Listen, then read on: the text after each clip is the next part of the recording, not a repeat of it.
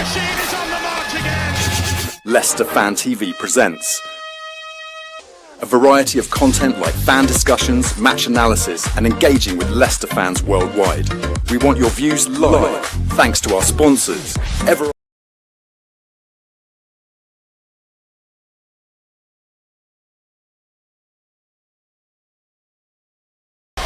City machine is on the march again.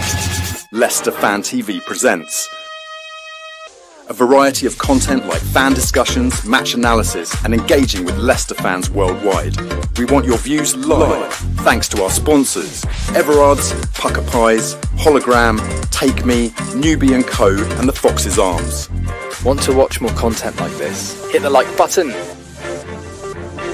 Give us your views. Hit subscribe to Leicester Fan TV and make sure to follow us on all socials.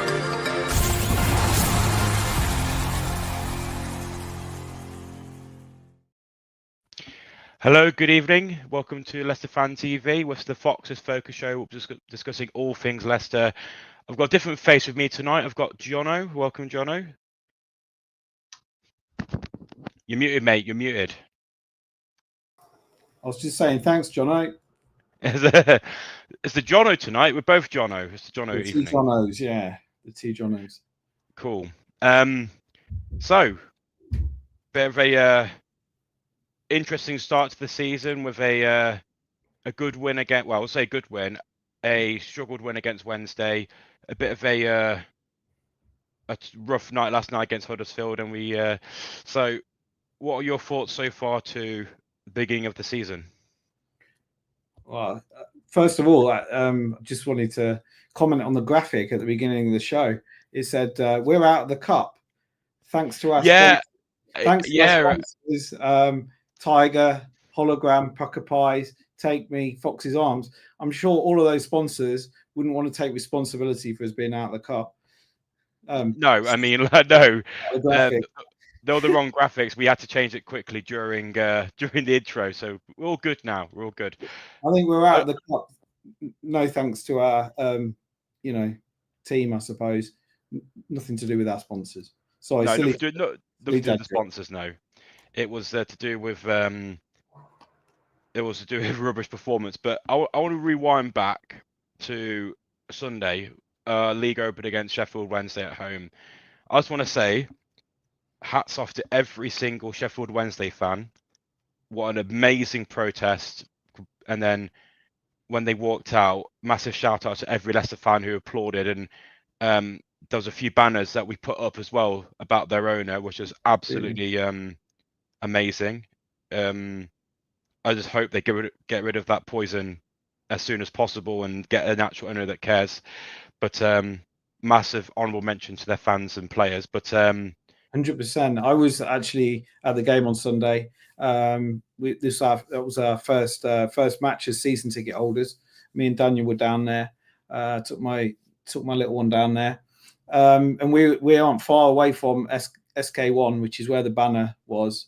I think that it said something about the owner being rubbish and keep fighting, and I think that sentiment reigned around the whole stadium. To be honest, they got a huge amount of applause when they were coming in at 5 minutes, the 5-minute protest. And wish them well, to be honest, because regardless of the fact that we were taking them on, and obviously we wanted to get the result against them, no one wants to see football clubs run the way that they are. And I hope that they get some resolution at the end of the day for the situation they're in. So I echo the sentiments. Hopefully they keep fighting and they get a good result towards to the end. Absolutely. Going into the game, every Leicester fan thought, "Oh, this is going to be walk in the park." They've had no pre-season. They've got barely any players. The fans will be annoyed. But tell you what, they gave us a bloody good game. I was scared we weren't going to anything at one point. But absolutely, I thought there's a number of ways I've been reflecting on the game. To be honest, from Sunday. I initially was really quite annoyed with the first half performance. I thought that we came out and looked really quite complacent, and almost we're trotting around the pitch, almost assuming that we were going to get the result. However, having thought about it a little bit more, I think all credit to them for coming out at Sheffield Wednesday and absolutely giving us a game and being absolutely together and as a team and wanting to actually turn up and be professional and do what they do best, which is to play football. And I think there could be a number of motivations for why that was the case. I mean, I don't think that necessarily they were playing for the club, but they were playing for each other as a team. They're playing for the fans, they're playing for the bag. And probably, having thought about it, I thought, well, maybe a few of them are trying to play for a move, frankly. I mean, that's probably a lot of the motivation that they've probably got is not to play for the club and the owner, but to certainly play for the fans and play for themselves and as a team. And if only we could have seen a little bit of that from our team, frankly, in the last couple of years, is what I've been thinking since then.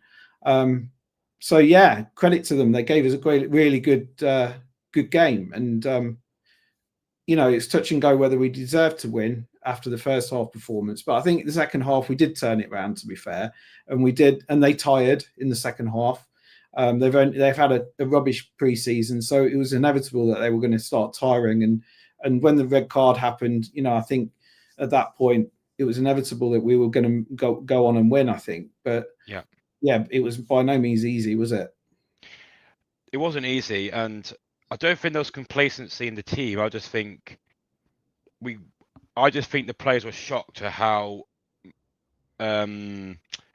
determined the players were. Really, I don't think our players expected them to play the way they did. I thought we didn't expect them to come out and full on go at us. I thought they might stay at the back. But one thing I was really impressed with Cifuentes is we didn't just wait until the 70th minute to make a change and hope for the best. Half time, we went, right, let's reevaluate what's happening. We're not playing well.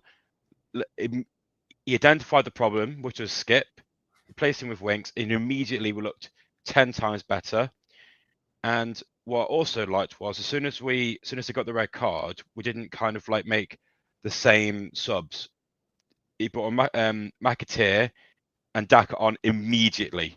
Yeah. Thinking, right, we're going to chase this win. And that's something I've not seen from a Leicester manager in a very long time. When we have the opportunity to go in front, we made those changes to actually chase the victory. Yeah, absolutely spot on, I think, with that analysis. I think that it's been something that we've been calling out for a little bit, and for a long time with regard to the managers we've had. Even under Enzo, it was very much formulaic. 65 minutes mark would make the change. It's almost like by the book almost. And I think we were calling for it, even under Enzo when things weren't working so well. Why doesn't he change it? Why doesn't he look at half time and flip something around? And I think it is a sign of a good manager that he's able to think on his feet a little bit and make and adapt things as and when he sees things on the pitch, rather than just going by a formed game plan that has been probably worked on for a few days early. So yeah, I think that is a good sign, and it also shows, I think, that Cifuentes is here to try and do a good job for us, and of course he is, and to try and chase the wins. I think that's what he's been talking about. He's going into every match with the expectation of trying to win, and I think that's refreshing. It is refreshing, and what I liked is that, like, I know we've got Ayew as our striker, but I like the system as in, like, we're not always relying on one person to score the goals. Like when we had Vardy, we kind of said, "Oh, come on, please, Vardy, score the goals." Like I think it was kind of that system under Steve Cooper and especially under Rude. But with this system, Fataru got a lot of enjoyment in the game yesterday. Monga got a lot of enjoyment.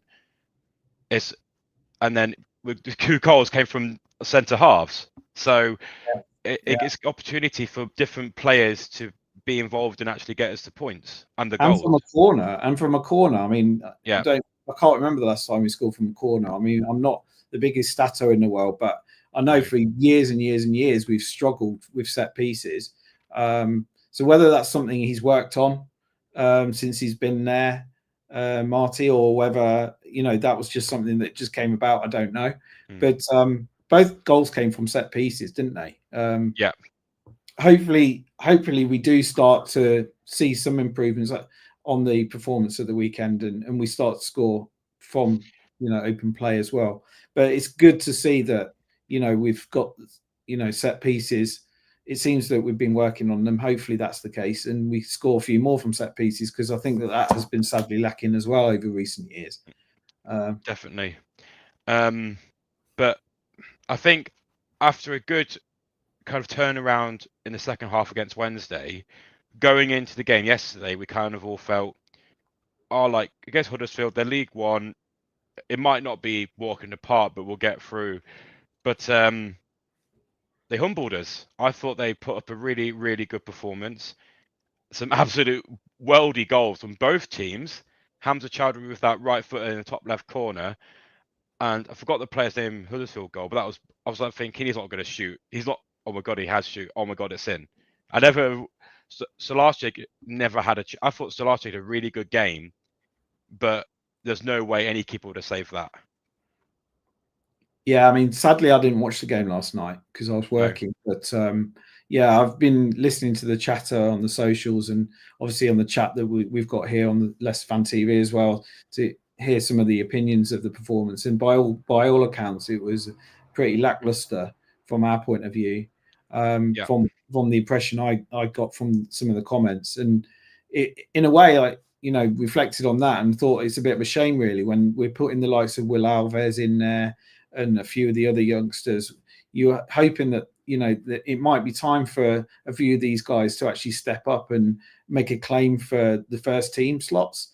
Now, you can't base it just on one game. Obviously, one game doesn't tell a story, the full story. But one thing that disappointed me about going out last night is that these sort of games, these cup games, are opportunities for the likes of Will Alves and Page and people like that to have a run in the team and have a go and lay a claim down to getting in the team, into the first team, I suppose.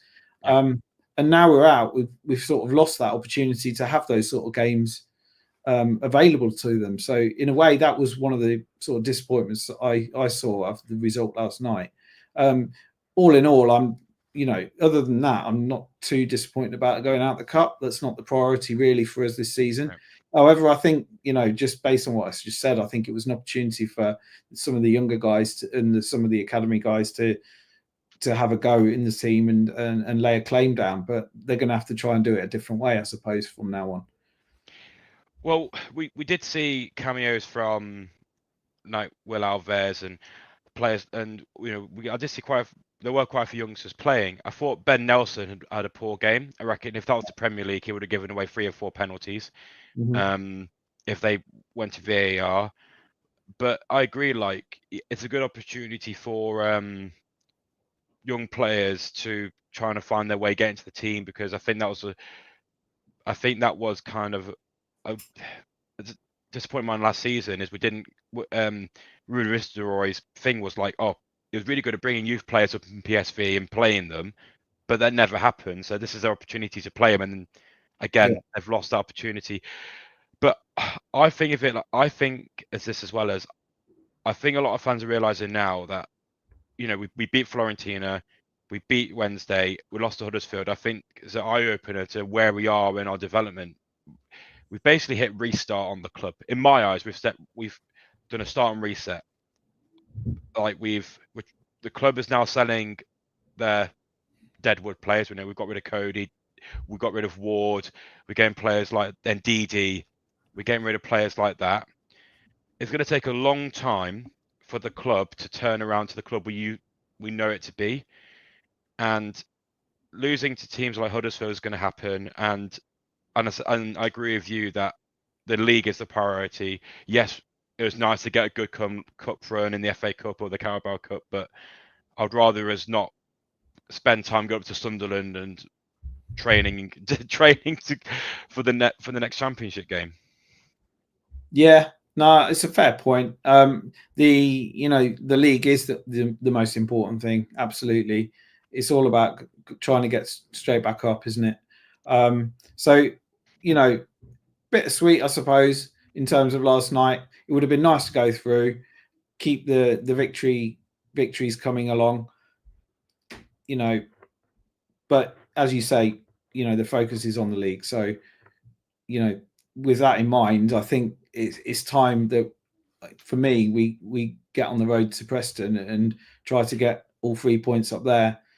As you say, it's a work in progress. I think we're not going to really see the full extent of what Cifuentes is trying to do until probably 8 to 10 games in, I would have thought. But I'm hoping, even regardless of that, we'll see progress in the performances as we go along, and we start to see big improvements as we go. And when we're playing teams like Preston, without trying to sound too arrogant, these are the sort of teams that we should be able to be going there and getting 3 points from. A little bit like Sheffield Wednesday in a way, we managed to get through and get the 3 points in the end, one way or another. And I think that this should be another game where we should be looking to get 3 points based on their league position last season. They were nearly in the relegation zone, weren't they, last season? Yeah. I don't think that they've made any key signings from what I understand. So they've got, and I think they've even lost some players. So with that in mind, you know, we should be going there confident that we can get the 3 points one way or another. If it's not in the full Cifuentes style, so to speak. Absolutely. Jane put, not too worried about going out the cup, because said about the performance. I mean, if we played against Huddersfield the same way, you know, if we play against Preston the same way we play against Huddersfield, yeah, we're going to lose. But I'm confident going into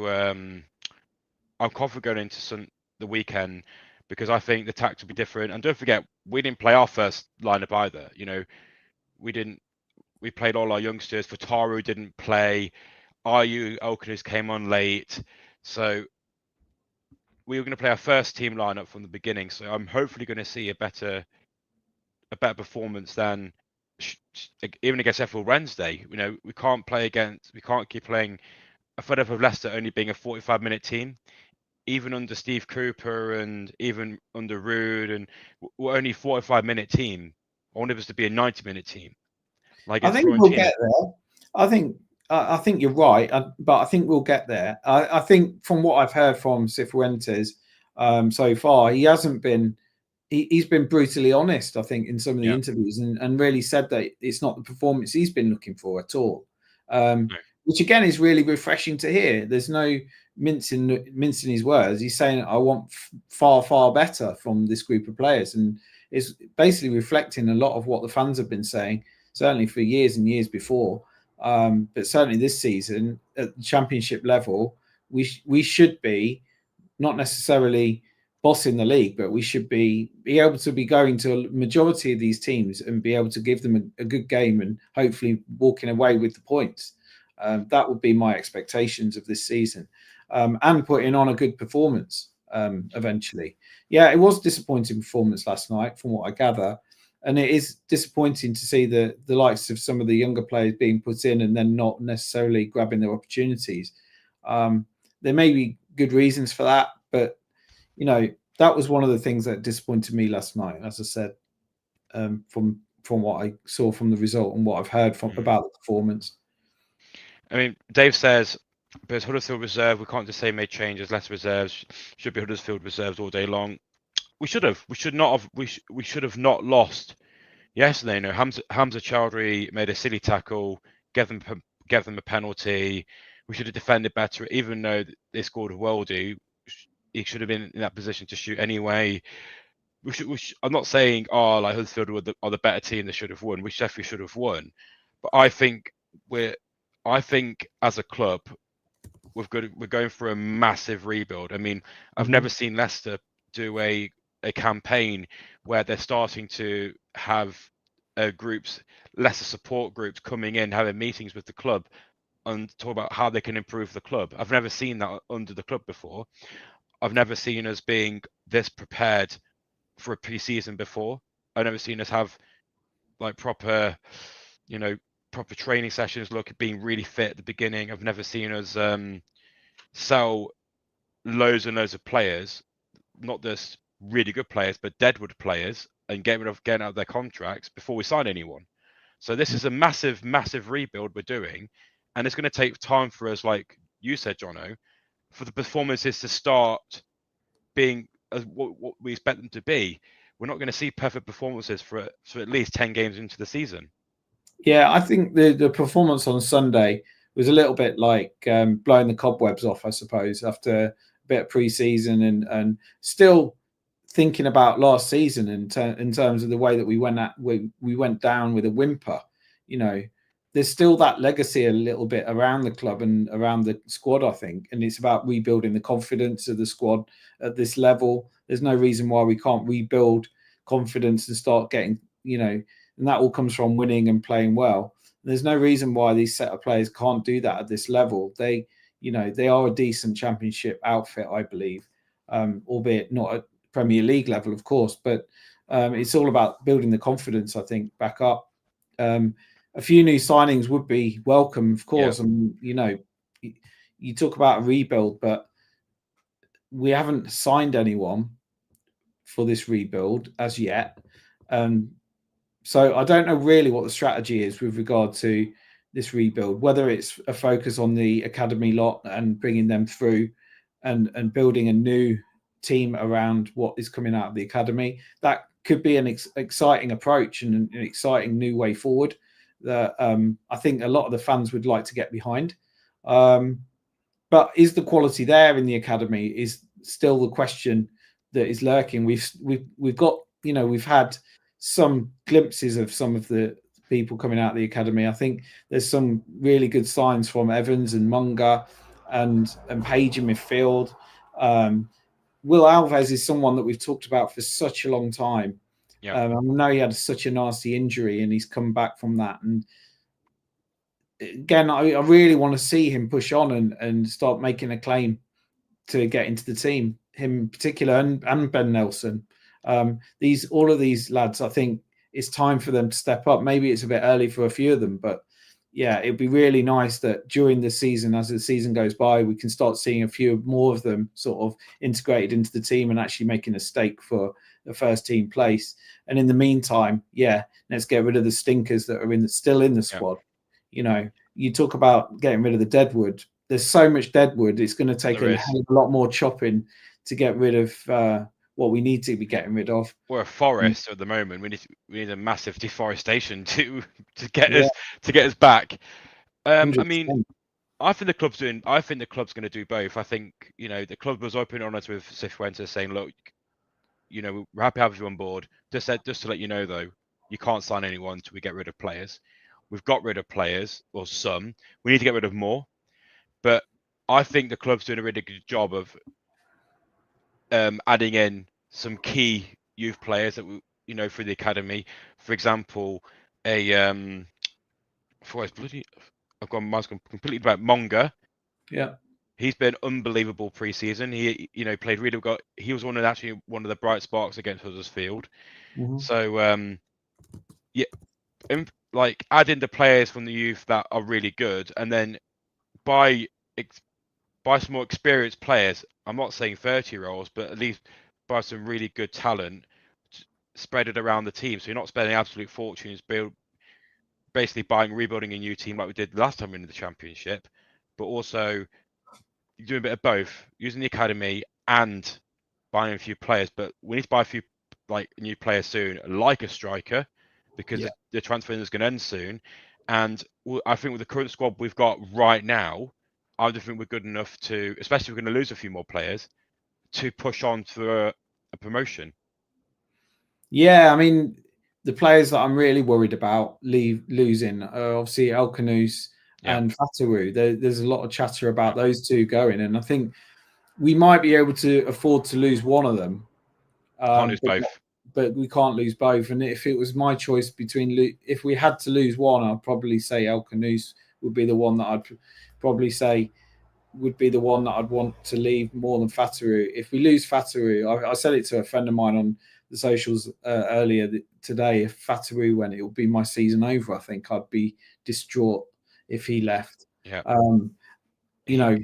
regardless of the fee, I mean, I don't know what you would expect to get for Fataru. If we were to get anywhere close to sort of 40 or 50 million, then maybe there's an argument. But you would need to replace him. You'd have to take that money in and then invest it immediately and get some players in. If we lost Fataru or El Kanous and then didn't buy anyone, I think that is a telling sign on where Top stands as an owner, in the fact that he doesn't want to invest any more into the club, in my view.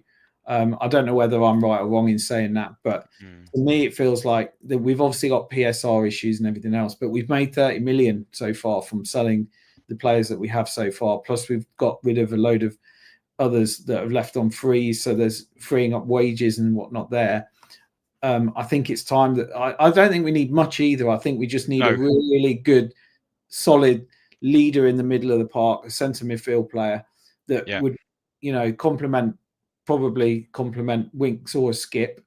Frankly, Samari can do one as far as I'm concerned. He needs to go. He was really poor yesterday against Huddersfield. There's no surprise there really. He's been poor pretty much every time he's put on the Leicester shirt, apart from the odd 5-minute spell here and there. So he's been a disastrous signing for us, and really, he can do one, and I think a lot of Leicester fans probably feel the same way. But we need to sign someone like KDH, that kind of player who's able to pick the ball up and pick the team up and pick the game up by the scruff of the neck and get on with it, box to boxer, someone who can lead the team, someone who's... We haven't got many leaders in the squad, and I think that's been a big problem for a number of years as well. So I think that we need to sign a captain for the centre of the park. We also desperately need a striker, to go through the whole season just with Daka and Ayew. It's just not going to get us to where we need to be. So I'd like to see a young, fresh striker in, someone who's hungry.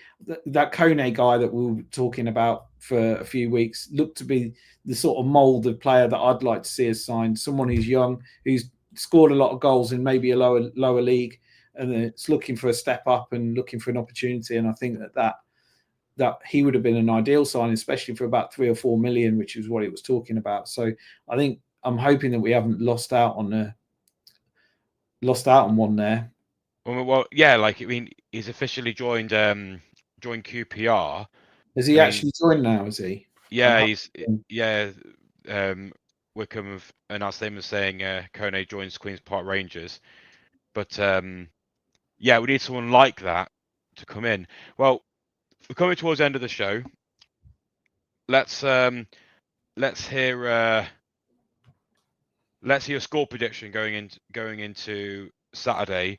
I don't think we will keep a clean sheet, but I reckon there'll be a similar scoreline to Wednesday. I'm gonna go for 2-1 away win at Preston, and I think Fatawu and El Kanous will score. Yeah, I'm going to go similar. I think for me, we aren't going to keep a clean sheet. I think you're right there. I'm going to go 3-1 though. I think I'm a little bit more optimistic than the 2-1. I think Ayew will get on the score sheet. I thought he was superb in the second half. I actually liked him when he was playing just behind Daka when Daka came on as well. And I know I'm not going to be popular saying it, but I thought Daka was desperately unlucky not to get on the score sheet on Sunday as well. That header was a great save, wasn't it? That was a great save. It was a brilliant save, and just really unfortunate, But he's got to keep doing that. And he works hard. You can't deny his work ethic. I think, his finishing's been atrocious, but his work ethic's been brilliant. But if he keeps on doing what he did on Sunday, I thought he showed some promise, and I think the chance he had, he did everything right, and the goal he just had a blinder at that very moment. So if he keeps on doing those things, he'll score goals at this level. So if we are going to hold on to him, he's just got to get his head down and work. And I'm sure that that's what he's intending to do. But I'm going to go for a 3-1. I think Ayew will score maybe 1 or 2. I played really well against Wednesday as well. He was a really good game. Yeah, he was very unlucky not to score. Their goalkeeper was just on another level that game. Yeah, I mean, we had loads of shots as well, didn't we? I mean, I think it was reported that we had more shots in that game than we've had since the 9-0 or something. I don't know whether that's actually true, but yeah, I thought that we in the second half peppered their goal and want for a little bit of a better finishing, we would have scored. And for the fact that their goalkeeper was, he had a mental game. So yeah, I think there are goals in this team, and I think we'll get a 3-1. Cool. And I think I'm hoping that the performance as well will be improved. I think that's what we're all looking for, is some signs that Cifuentes is doing things on the Seagrave to galvanise us into a decent outfit and start seeing some decent football. We've seen glimpses, haven't we? Certainly against Fiorentina and things. So let's see whether we can keep moving forward. It's early days, so I'm not going to start panicking at this point. I mean, it's positive. It's positive in the league, and I'm seeing signs of it improving. But we really appreciate you all for joining with us. Jonno, thank you so much for joining me last minute. We had a personnel change, and it's a bit of a later show than normal, so I really appreciate you hopping on. Please follow us on all our socials, and we'll be back on Sunday for the Aftermath show. We'll be discussing whether we beat, lost or drew against Preston. Cheers all for watching, and we shall see you again soon. The Leicester City machine is on the march again. Leicester Fan TV presents a variety of content like fan discussions, match analysis, and engaging with Leicester fans worldwide. We want your views live, thanks to our sponsors, Everard's, Pucker Pies, Hologram, Take Me, Newbie & Co, and the Fox's Arms. Want to watch more content like this? Hit the like button. Give us your views. Hit subscribe to Leicester Fan TV and make sure to follow us on all socials.